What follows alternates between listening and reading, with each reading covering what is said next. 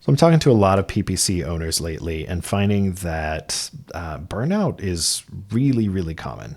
A lot of them are putting up a good face, when they're talking to, the normal public, hey, how's your agency going? Oh, it's great. It's like we're growing like crazy. It's awesome. We're up to like 15 employees. The problem that they have is when they are talking to me in like a coaching session or something a little bit more like personal. They feel like they can, maybe let the guard down a little. They're expressing, hey, I am overwhelmed. I'm burnt out. I'm sick of running my agency. And most of the time that's because they're running the whole thing. It's like, world's strongest man pulling an airplane behind him. That's your typical agency owner. Running their PPC team as they're like sitting on a skiff behind them and they're just chugging along. That's not what you signed up for. So like when you start a PPC agency, you're thinking, okay, cash cow, 10 clients at $1,000. I'm at 10K a month. I'll hire somebody for like 5K a month, and yeah, I'll take a hit, but I'll go focus on growth. I'll pass off more to that 5K a month person, and I'll start going for like 1,500, $2,000 retainers, 3,000, 5,000. You're getting bigger retainers. You're hiring more people. All of a sudden, your PPC team is like 4 or 5 people. You've got, some CSMs, you've got some, ad specialists, maybe a tracking specialist, and you're starting to add to these people. But instead of having more freedom because they're doing a lot of the day to day and you're just managing the team, you're leading, you're setting the vision, you're going out, you're doing your marketing and your biz dev and you're speaking or you're networking or you're creating content, you're executing your vision for growing the agency. I mean, like that's the idea, right? The reality that I'm seeing more and more, and I've experienced this, you're actually focused more on fixing the problems with your people. You're putting out fires, both internal and external. So you have team members that are these days it's different. It used to be like you have team members that maybe did some bad work or they put the wrong settings in or they had some ad copy that they didn't send to the client or the client approved, but they just weren't thinking. And so something's showing that shouldn't be showing. Ad campaigns, they accidentally typed an extra 0 into the budget and you spent, extra $10,000 that month.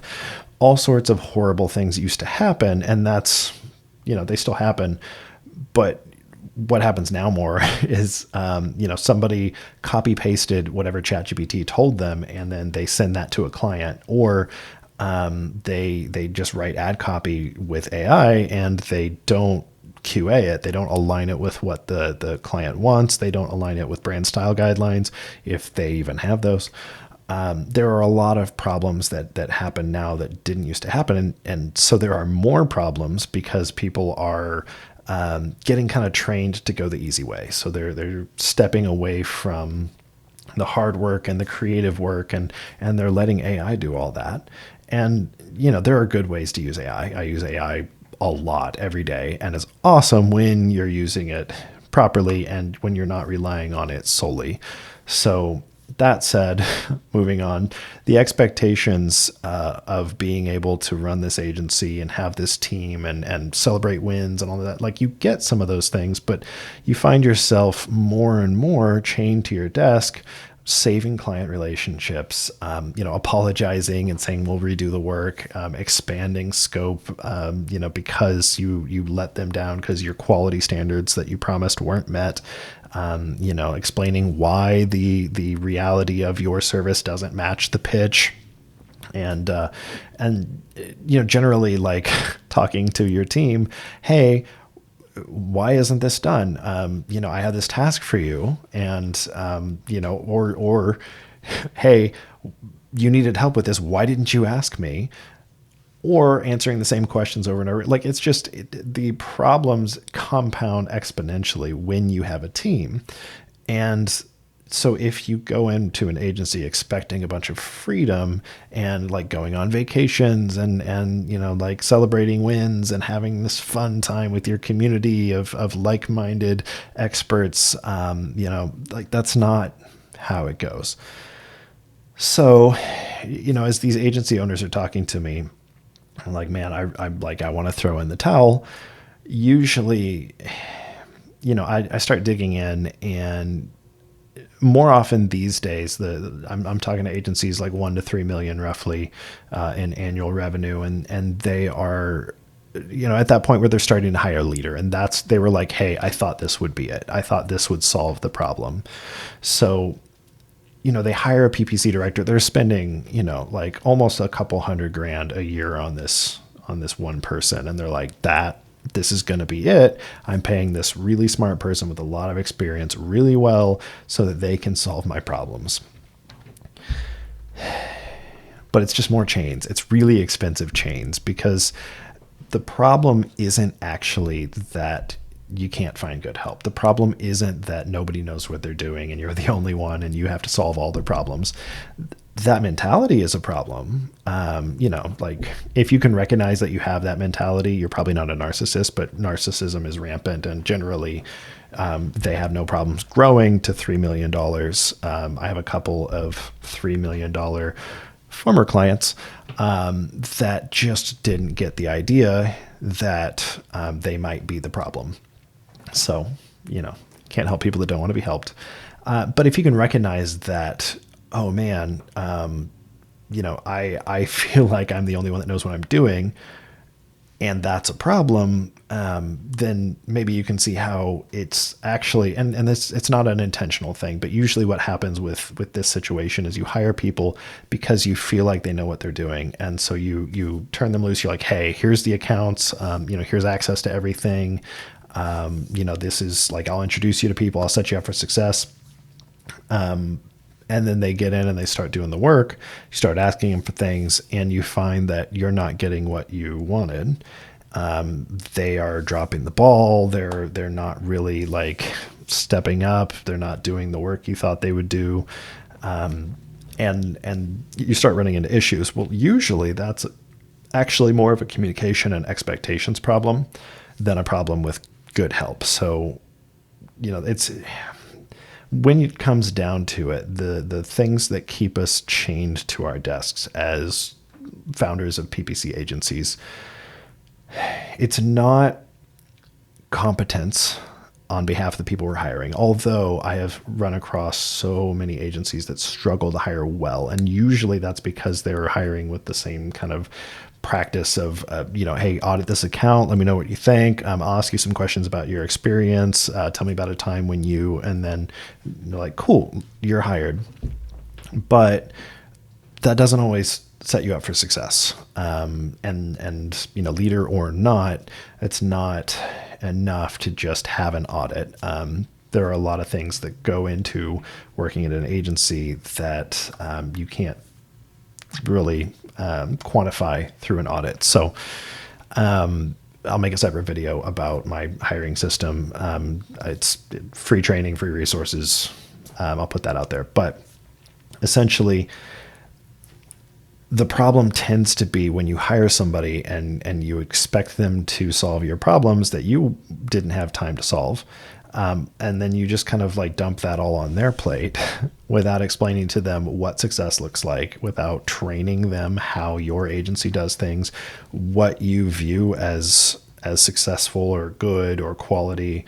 And I mean, if you do that and they don't execute, that is on them. You can expect them to do the work as long as you're telling them what the work is, how the work should be done, and what good looks like on the other side.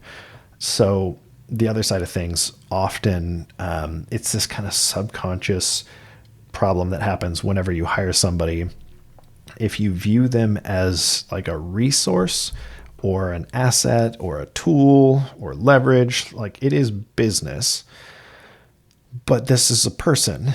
And if you're dealing with a person and treating them like an asset or a resource, a lot of times they don't feel valued, they don't feel heard, they don't feel understood. So you've got to exercise a little bit of empathy when you're working with them. And generally that is kind of the difference between leading and managing. You have this person that you're trying to bring out the best in, you're inspiring greatness. You've seen their potential, you've seen some greatness from them. You're trying to enhance that and bring that out. And the really frustrating thing is that it does take effort. It does take investment, and you don't necessarily want them to be this huge time suck, right? You don't want to spend a bunch of time with them, training them how to do the work that you hired them to do, because that's why you hired them, because they have all this experience. You're paying them well because they know what they're doing, but they don't know what you want them to be doing or how, the differences. So it's like, you hire somebody and you're like, hey, why didn't you put this on manual? It's a new campaign. And they're like, well, I've always run my new campaigns on max clicks. Little things, but it compounds over time, and they start to feel like I can never make this person happy, which then lowers their morale, which makes them not really care or want to work for you. So most of the problems really boil down to communication, expectations, and not even really just understanding your team, who they are, how they work together, how they communicate, what motivates them. So usually when I'm working with an agency, my process is to go in and perform these assessments, this analysis of the team, understand, who they are, how they communicate, how they're wired, what makes them different, and try and get a baseline of their skill level. Because a lot of times I'm coming in and finding, okay, these people are okay, or this person's pretty green, but they've got potential. So little training, little upskilling will be fine.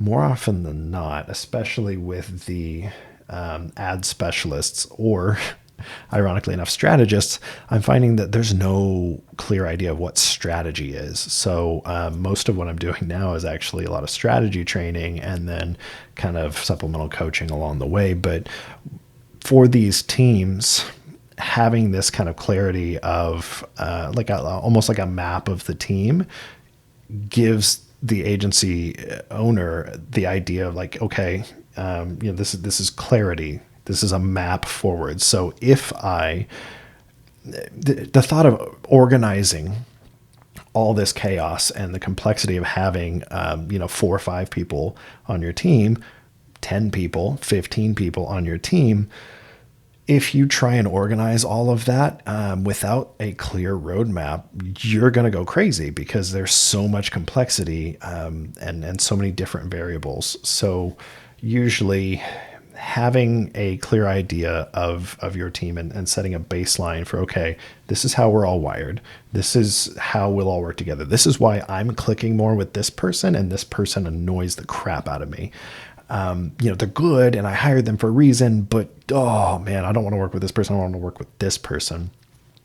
A lot of that starts to make sense after these assessments. And so being able to talk with everybody on the team, understand skill levels and identify really where they are with their capabilities and their process adoption, their understanding of what's expected of them, starts to kind of map out this process that can take them from, chained to their desk, totally in the weeds, can't even see the top of them anymore, to being free. So example, I had a client I worked with that smaller agency, just starting the PPC service. They had a very successful SEO agency, early millions. They didn't really have clear processes. They didn't really have a clear idea of the skill level of their team. 10-year veteran that was just kind of doing things that worked 5 to 10 years ago. All of these things kind of were compounding into a, dude, I don't even know if I want to offer this service anymore. Well, a year and a half later, granted, that's a longer process. That was early in my career before I started kind of laying out a more clear roadmap. But the guy took 3 vacations in June, was going to different national parks, and took his family and was able to get away and just enjoy it. So the freedom that comes from being able to gain clarity about your team, recognize what makes them human, what makes them different, what makes them a good employee, what makes them able to fulfill that role, like how well aligned they are with the role that they're in. Some people will go and apply for an ad specialist role because they have experience there, or it's what they know, or they were interested, but it turns out they're not actually very good as an ad specialist long term. They're better as a CSM because they really thrive on variety. They can make great insights, findings in an ad account. But if you ask them to just sit there and flip levers all day, turn knobs, they're going to go insane. So, that's the type of person you actually put front and center. They're amazing with clients. They make great strategic calls. They can help pass that along to the specialist. They communicate generally pretty well. You just may sometimes need somebody to stay on top of them, and good processes and follow up, accountability, all that. But just understanding these things can be the difference between being stuck and feeling like, why did I start an agency, and being free and having that life that you wanted. So that ability to go to El Salvador, that ability to go to national parks, that ability to just, go home and be with your family in the evening. It's not necessarily like, oh, I'm working 2-hour days and everything's AI and automated. Like it's not always the reality. We're not there yet. And honestly, even when we can be there, I don't know if it's worth it. Like, yeah, AI can do a lot of things, but that personal connection is, it's really big for agencies, and it's something that we shouldn't lose. So I kind of rambled. I didn't really follow a set path for this, but in the day, I just want you to know that if you are feeling in the weeds, if you're feeling stuck, if you're feeling chained to your desk, you're not alone. Most PPC agency owners that I talk to are experiencing that same problem, but a lot of them are finding the way out, and a lot of that comes from clarity, from talking to their teams, from better understanding their team. Coincidentally enough, I created a software that does this for you, so that you don't have to pay me $7,500 to come in and do that with your team. If you want to, reach out. I'm here. I'll help. But if you want to do that in kind of an easier, more accessible way, self-guided, self-paced, check out the link in the description and give it a try. It's really cool. I will refund you if you hate it and don't find any good insights from it. But you will, because it's awesome. So hopefully this is helpful. Stay strong. It's worth it. You can get out of the weeds, and there's a path, and you'll get there.